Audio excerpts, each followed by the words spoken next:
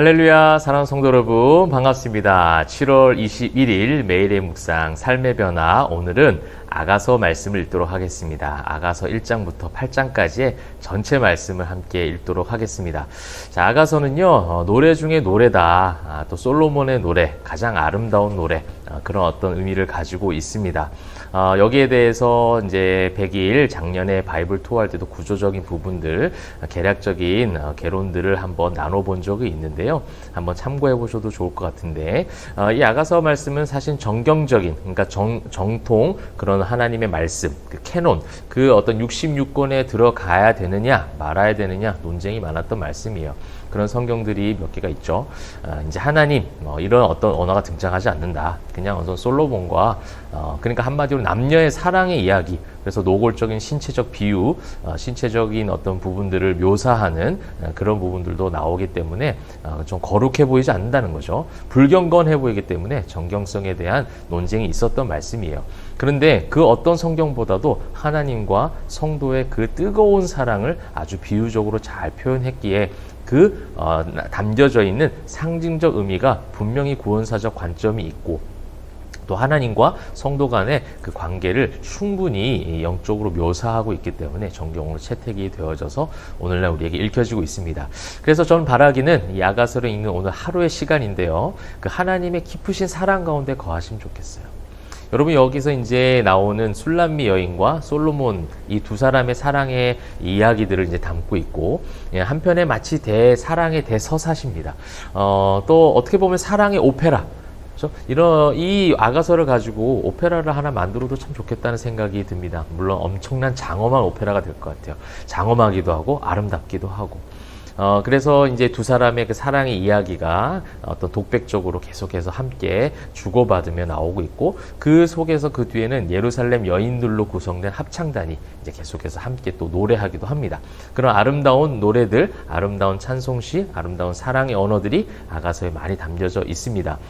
저는 첫 번째 보기를 원하는 그 관점은요, 이제 술람미 여인의 관점이에요. 이 술람미 여인이 교회다, 성도다 이렇게 상징을 하고 있거든요. 솔로몬이 하나님이고 또 솔로몬이 이제 그런 예수 그리스도, 그러니까 우리가 신랑 대신 예수라고 표현하는 것도 이것과 함께 또 연결 지을 수 있겠죠.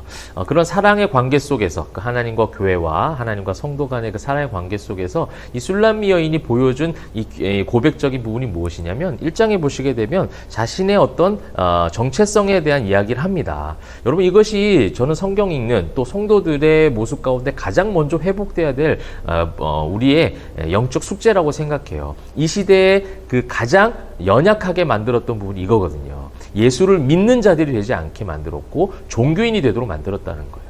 우리의 삶에 완벽한 그 예수를 만났을 때 삶이 기경이 되어주고 마음속에 완벽한 변화를 일어나게 만드는 그 디나미스와 같은 능력을 가진 그 복음, 우리를 예수 믿게 한 그 놀라운 정체성의 변화, 이것에 대한 고백이 가장 중요한 고백인데, 이것을 아가서의 1장에서 술람미 여인의 이야기를 통해서 발견하게 되어지고 또 그것을 보여주고 있다라는 거예요. 자신은요, 원래 이제 5절에 보시게 되면 예루살렘 딸들아 하고 이야기하고 있어요. 왜냐하면 예루살렘 딸들이 지금 술람미 여인은 솔로몬의 왕비가 될 자격이 눈으로 보기에 전혀 보이지 않는다는 거예요.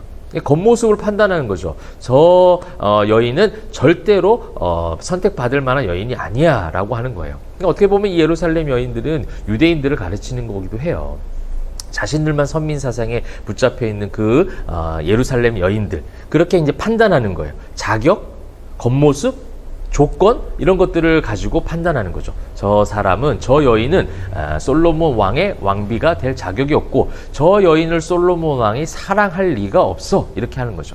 그러한 여인들한테 말합니다. 내가 비록 검으나 아름다우니 계달의 장막 같을지라도 솔로몬의 휘장과도 같구나. 여러분, 이러한 정체성의 선포가 우리 성도들에게 필요해요. 내가 세상 가운데 비록 이렇게 살아간다 할지라도 나는 아름다운 하나님의 자녀야. 그죠? 내가 비록 검지만 아름다우나. 여러분, 이런 고백할 수 있습니까?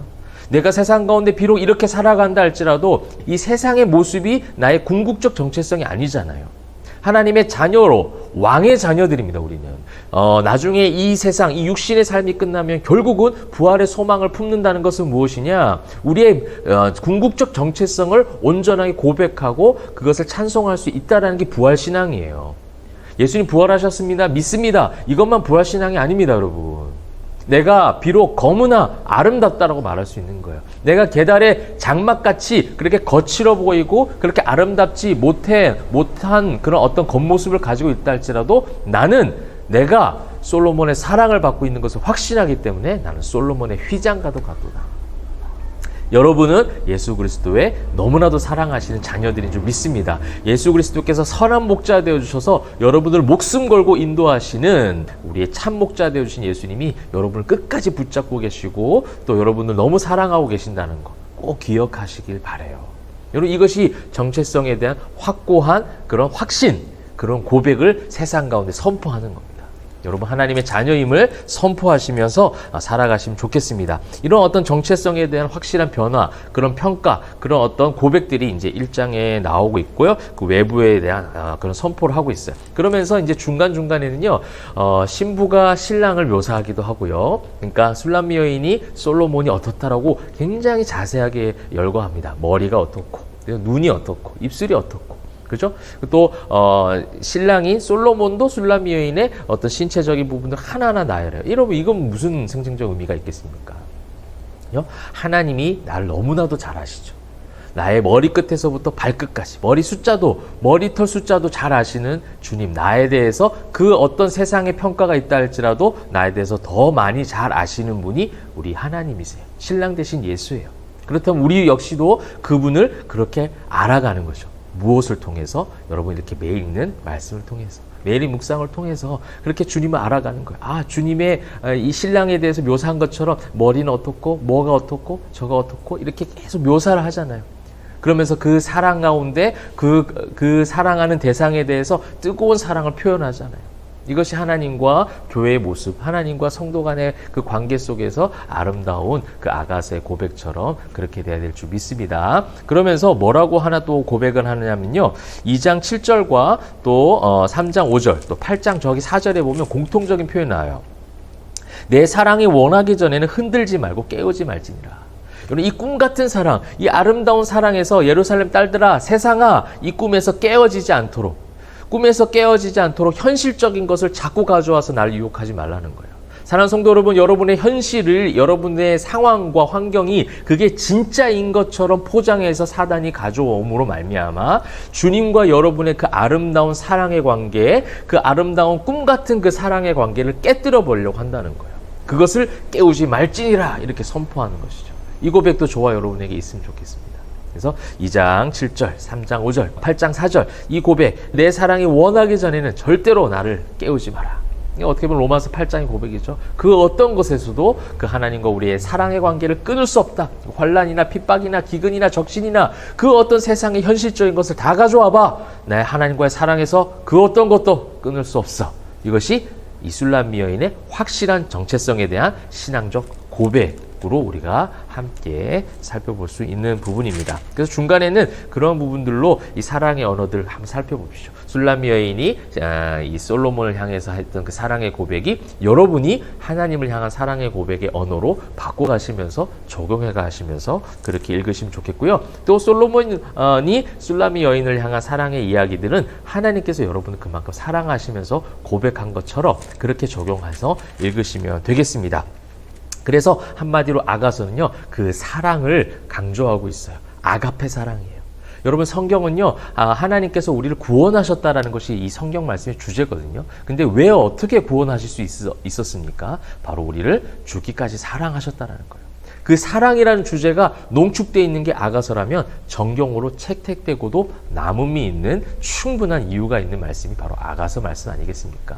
여러분 아가서 말씀, 그래서 마지막 8장에 보면요, 사랑은 그만큼 강한데 얼만큼 강한지 볼까요? 6절 보시면 너는 나를 도장같이 마음에 품고 도장같이 팔에 두라. 사랑은 죽음같이 강하고.